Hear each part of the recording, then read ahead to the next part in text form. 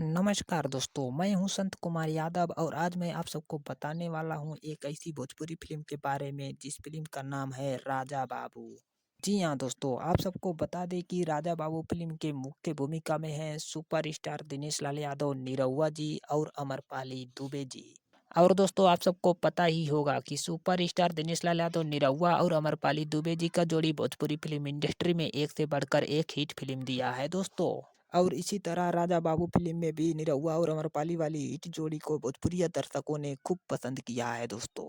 और दोस्तों अगर राजा बाबू फ़िल्म का कहानी का बात करें तो राजा बाबू फ़िल्म का कहानी एकदम पारिवारिक कॉमेडी और रोमांस से भरपूर है दोस्तों। और दोस्तों अगर इस फ़िल्म का स्टार कास्ट का बात करें तो इस फ़िल्म के स्टार कास्ट में हैं सुपरस्टार दिनेश लाल यादव निरहुआ जी, अमरपाली दुबे जी, मोनालिसा जी और सीमा सिंह जी।